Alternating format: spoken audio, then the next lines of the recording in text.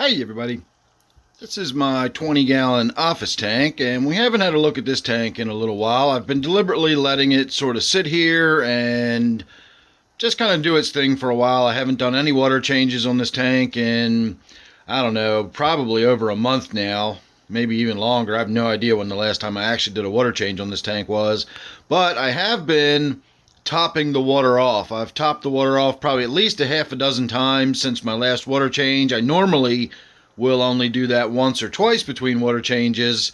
It's not good to just continually keep topping a tank off. You should get in there and do a water change from time to time. And today is the day I'm finally going to do that. But the reason I've been letting it sit is I really just wanted to see if all of this pothos plant, and it's growing all over the place. I mean, it's growing very, very vigorously all over this thing. I cut pieces of it off. I've got it down the basement and some of my tanks down there where I take excess pieces of it. So it is growing vigorously. I've got all this Java moss. I've got Java fern.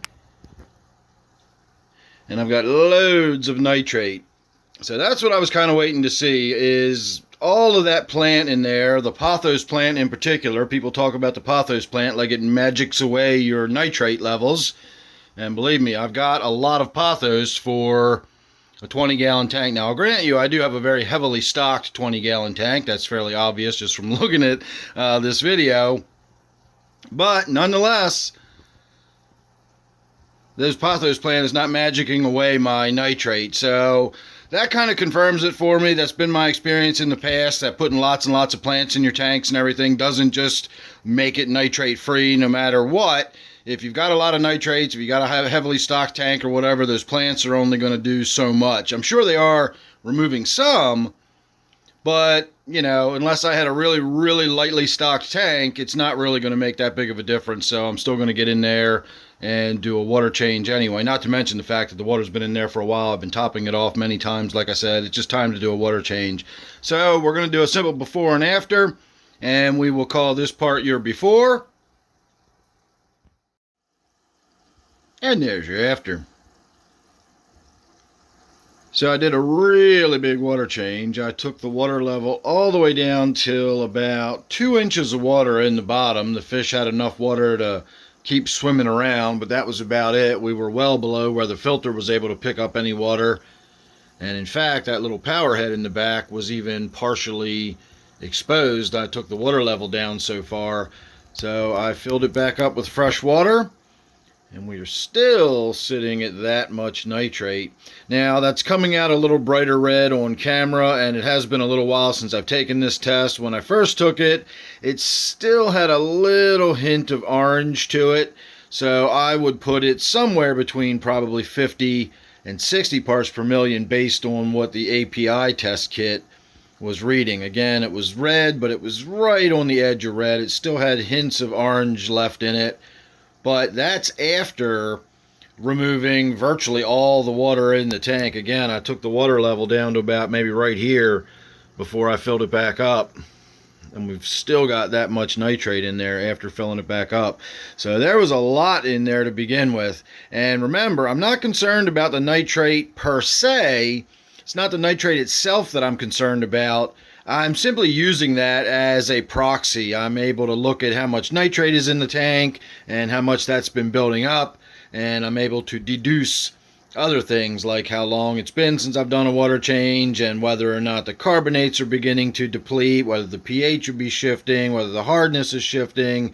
You got a lot of stuff going on in a fish tank that happens over time, and we do water changes not simply to remove the nitrate, but we do water changes to replenish the water, and keeping just keeping an eye on the nitrate is a good way to know when it's time to simply replenish some of the water. So today, again, because my water is fairly similar in the tank as it is coming out of my tap, I'm able to do these really large water changes without shifting the water parameters very much. And so everybody's nice and happy and healthy. So while I was in there, I did a very, very superficial gravel vac. I didn't really disturb the substrate very much. I just kind of pulled all the stuff up off the bottom. Well, I pulled some of the stuff off the bottom. There's still quite a lot in there once I filled the tank back up. it was all swirling around again.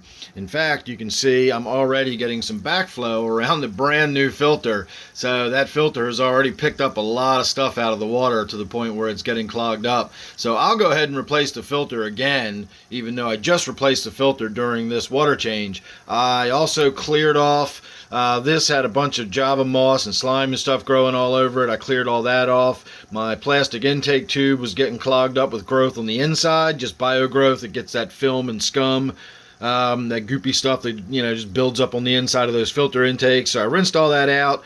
So we got nice good water flow moving again. I trimmed that pothos plant way back, so I've got pothos plant available for sale. You can check out my email down below if you're interested in any chunks of pothos plant. I can get those to you. I also pulled a bunch of that Java moss out of the tank. You can now see my Java Windelov again, and I also even pulled a lot of the Java Windelov out, and you can actually see the little plastic cave that it's all growing attached to, so the fish will actually be able to swim in and out of that cave now. And lastly, I went into the back and I cleaned all the crud off of the power head. The power head had so much stuff stuck to it and growing on it, it was barely even moving the water anymore. But now you can actually see how these bubbles are being blown out in front of it. So there's enough water in there, or enough water circulation in there, that we're seeing some movement from those bubbles. So all in all, the tank is going to be a lot healthier from now on. It's got plenty of circulation again. We got the water topped off. We got some light shining in the tank. And we trimmed all the plants way back so the fish have plenty of swimming around room. So all in all, I'm very happy with the way this turned out.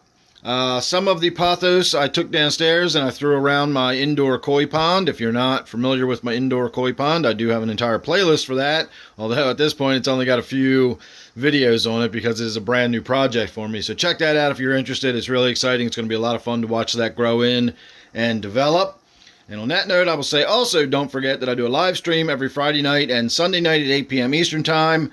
And of course, if you're a member, you get access to a private live stream every Wednesday night at 8 p.m. So check that out if you're interested. Memberships are $2.99 a month, and you get full access. I have no tier levels or anything. You just get full access for $2.99 a month. So check that out if you're interested.